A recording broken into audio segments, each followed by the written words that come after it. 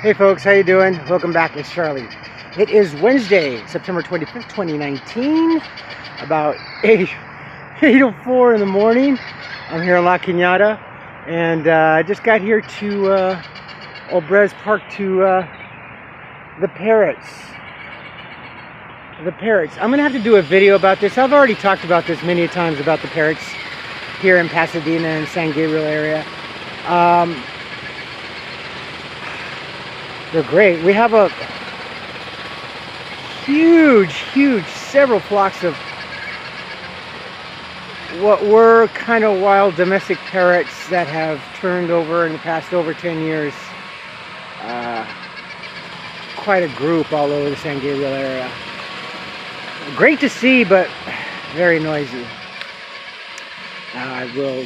Especially in the morning at my place, they're pretty loud, but when the ex-wife and I lived on Raymond Street, they were right on our street in the palm trees, and doggone it, 4 o'clock in the morning, 4:30, they're squawking and hollering. But it's cool. How you folks doing? It's midweek. It's great. It's awesome. It's a great day today. It's kind of cool overnight, but during the day it really starts to warm up. This week alone is supposed to be pretty warm. Monday was the warmest. It got up to about 97, which is kind of expected. It's kind of the norm. People seem to quickly forget that, even though it was the first day of fall on Monday, people expect the weather to quickly change. Well, it doesn't quickly change here. In October we still get a lot of hot days here. Especially right towards the coming into the end of October, and we usually go into an Indian summer then. But it's not so bad. It's beautiful. It's wearing my thick coat because in the morning, just walking down to Memorial Park to catch the bus, it's a little cool, and I also got my beanie, so I look like a bit of a Nanook the Eskimo going to the bus stop. So. Yeah, I don't like the cold. So yesterday, Target kind of had a bit of an Armageddon, or Tarmageddon, as some of our employees call it. Got my cafe au lait.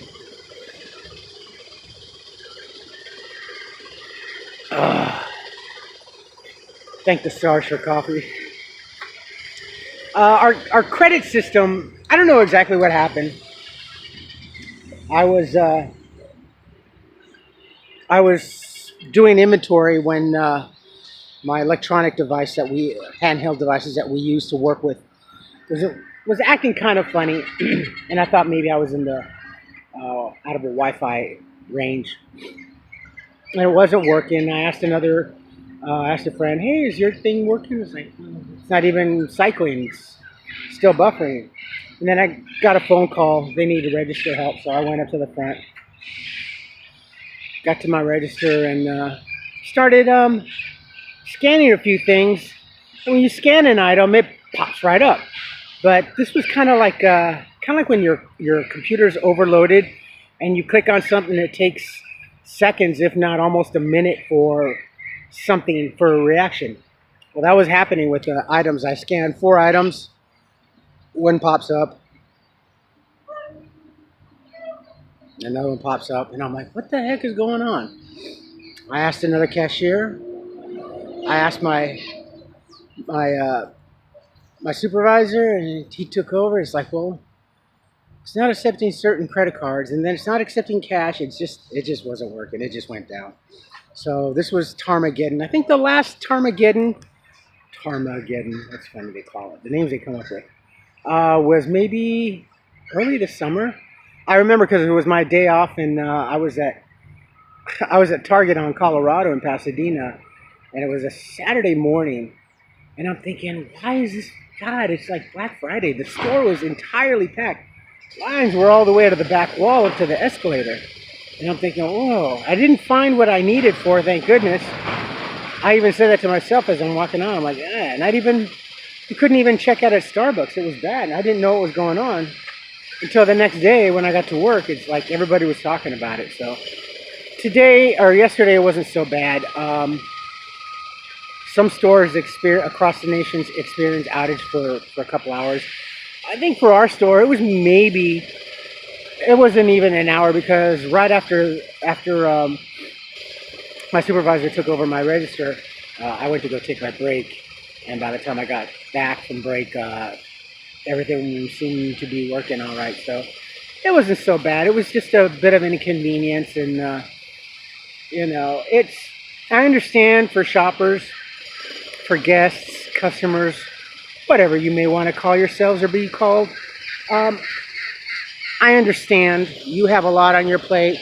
You probably intentionally just came in to get something quick because you could do so, and but please, people, when these things happen, not just at Target, but any retailer or store business that you have to deal with on a cash or credit basis that requires an electronic. This is why it's not what's so happy about our technology. Our technology makes us archaic at an instant. We don't know what to think. Now, back in my day, if the power went out at a supermarket or department store, there are always contingencies and backup plans. First, we didn't have really too much of the electronic credit cards. Everything was cringed. For those folks, those older folks of you that know what I'm talking about, cringed is when you would take your credit card, put it on this bed, put a carbon copy, and slide it over. That's cringing.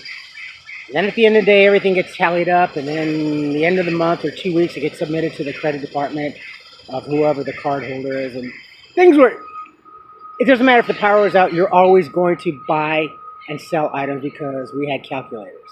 So even an abacus in some places that I worked, seriously, we had an abacus in case the power went out as a backup if the calculator batteries died. So yeah, there's no stopping business or whatever. But in this day of age, our whole world is electronic, and we just go catatonic. It seems like that everything just stops and we go catatonic. And I was at the register and realizing what was going on. I'm thinking, damn, everything stopped. We're losing thousands and thousands of dollars every minute. It's like, why isn't there some sort of backup? Why can't we just do it manually?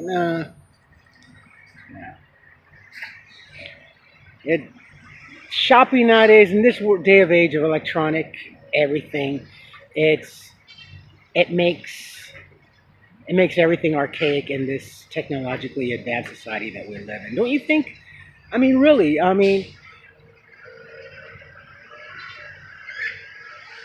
At old gas stations, an old gas station, if the electricity went out, you really couldn't do anything about it. But nowadays, if you go to a gas station, the first thing to go out is the electronic system, the POS, the point of sale system. That goes down, you can't do anything, and it operates the pumps and everything, whereas before, pumps were just run on one thing. It wasn't connected to the electronic system because we didn't want electronic system.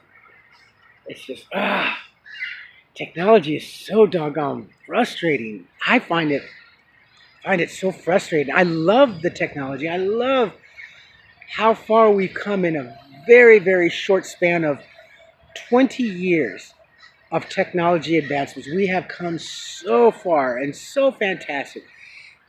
Living, motor vehicles. I mean, everything. Just life is great, but when it goes down, we are just paralyzed, and we really don't know what to do. And that's what makes me sad is most people don't know what to do. They're really just, they are like deers in headlights. Just, what am I going to do? How am I going to, it's like, really?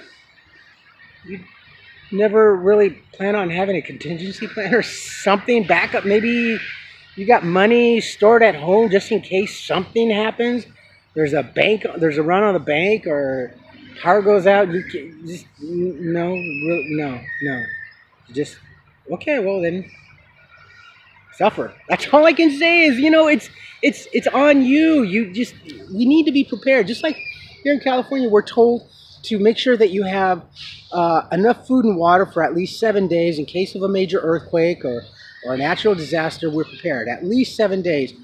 What is it? 2 gallons of water per day per 24 hours per person is what's recommended.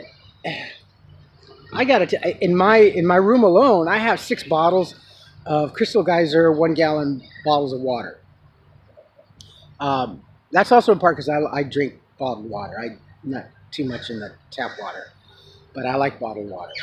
But I always have it. And after the last earthquakes, and I remember the one earthquake on my day off, the room just kind of swayed a little bit. I'm thinking, uh-oh, is there going to be another one after this? And I'm thinking, and I looked over to my right side of my room, and I'm like, oh, I got water. Oh, I'm not worried. Oh, I don't have to worry about it. The only thing is food. If food is needed, I can get food for nothing. But water, yeah, just I got water. I got enough water for me. So yeah, just I don't know. You hear them? They're flying up above. They were in that tree over there, and they're flying off. They're really cool. These beautiful green and red golden parrots are pretty cool, spectacular. So, yeah, yesterday wasn't so bad. It could have been worse. It could have been like the one we had early in the summer. So, and especially, thank goodness, for our store and a lot of our guests, our customers were really understanding and very compliant. So it was really cool. Couple of eyes rolling, the back of the head, that's expected. But just what I wanted to say is just be patient with the employees, no matter where you are, whatever happens. It's not our fault. It's not their fault. We have no control over whatever happens in life, especially in this technological day. And I understand when you say, "Oh, well, you guys should have something done." Well, what would you suggest? Please, if you think that there's something better that we could do, or as a corporation do, by all means, you are in the wrong business. Tell us. That way you could be CEO of the company and take over and do what you need.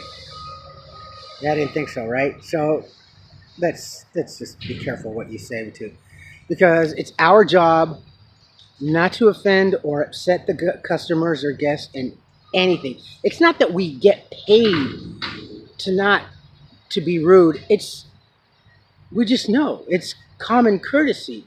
But yet, when you're on the other side of the register, on the paying side, you tend to forget that we're human too. That your attitude and all those harsh words and everything, it's not going to make anything quicker or easier or better for you. It's just going to cause remorse for you next time you come into this store or a company-like store. Let's not do that. We're doing our best. We are definitely doing our best. In some stores across the country, you'd be surprised. They were doing shows. Some people were putting on little skit shows.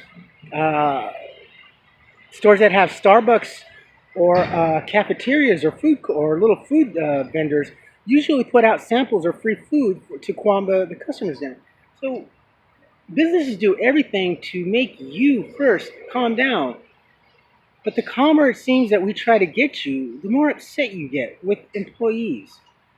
That's not very nice. You don't think we're not going to forget next time we see you? Really? You expect us to be... No, we hold all this. Let me...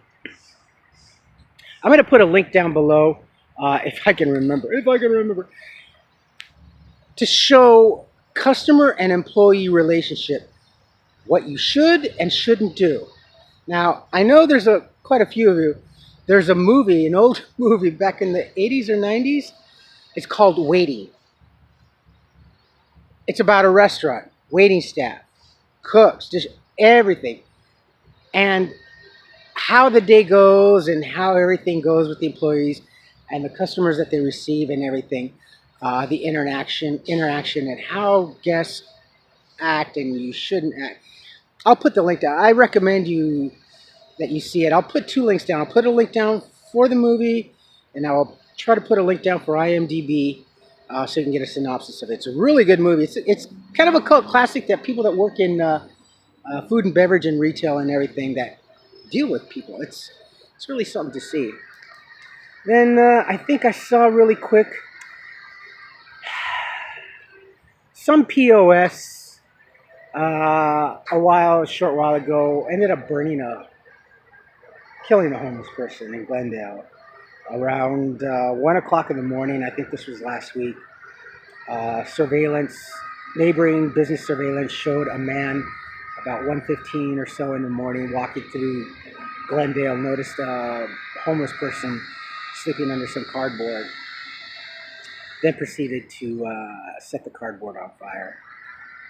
Apparently, from what it was seen, the older gentleman had got up to the smoke, tried to put the fire out on top of him with a bottle of water, but failed to. And as soon as the firefighters got there, they quickly put the fire in scene. The gentleman was pronounced dead, I believe. This POS is 31 years old. I'm not going to name his name, but there still hasn't been a reason as to why. Not much, just not much of a reason, right? Other than it's just a sick person. Can you burn someone alive? I other than being drawn and quartered, maybe vivisectioned, but I think being burned alive is a pretty horrible death. I mean, the excruciating pain. I cry like a baby when I burn myself on the stove,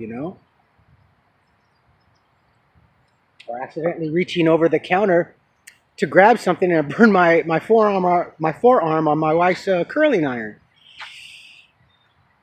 Yeah, there's some really wicked people out there. So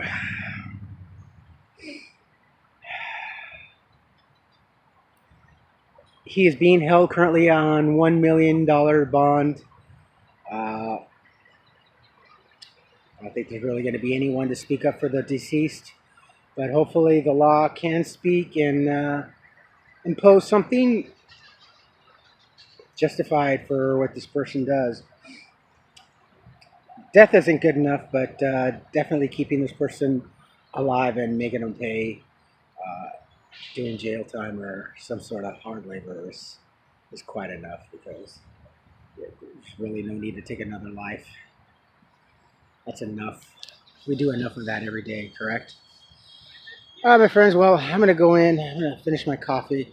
It's starting to get warm out here with this thing on. And, yeah, that's it. I work today. And then I close tomorrow. I think I'm off Saturday. Oh, God. Laundry. I got to get my butt up early Saturday, go do laundry. And I don't know what I'm going to do next, but I got to do laundry. It's piling up like Mount St. Helens, and I'm afraid it might explode. So yeah, I got to do laundry. You want to do my laundry for me? I don't like doing laundry. Oh. Okay. All right, my friends. Well, I shall let you go on this beautiful, beautiful Wednesday. Spectacular. And it's fall. All right, so you folks have a great day. Take care of yourselves, take care of each other, but always take care of yourselves first. Love one another, trust one another, be kind to each other. Help one another. Don't take today for granted or any other day thereafter. Live for the moment, pull down your pants, and slide on that ice. If you like this video, hit the thumbs up. If you like what I'm doing or we're doing, hit the subscribe button, hit the bell notification button. Tell your friends and family about me, about us, what's going on, and my little adventures. I need one more haircut. I'm looking like a hippie. Like a hippie. No, you folks would have tripped back in my younger days with my long hair. Oh, I miss having hair. lot of work having long hair. Go through a bottle of shampoo in a week about. Comments, my friend. Comments. Leave comments. Oh, I also want to say, forgive me. I don't want to butcher your name. I will tomorrow. But thank you. Thank you so much. Long? I apologize. I definitely do not want to attempt your last name because I hate butchering people's names, place names, any name. I wish I was a genius when it comes to spelling and pronouncing names. I'd love to have that superpower. But thank you so much. That's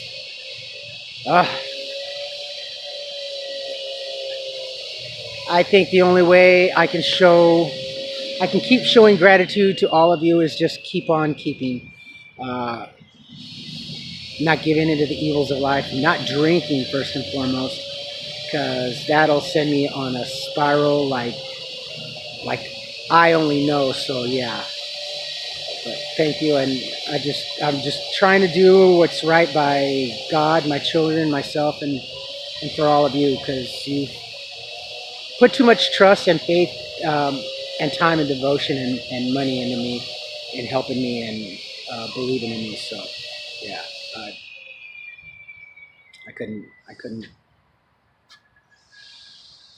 I couldn't deceive you guys. So, but thank you so much for that donation. All right, friends, I'm gonna go in. Oh, it's really warming up. So I will post this when I get home. I love you all. Have a great Wednesday. We're almost there to the weekend. Just a couple more days. Let's hold on to the reins and just ride that through. All right, my friends. I love you all. Take care. Bye.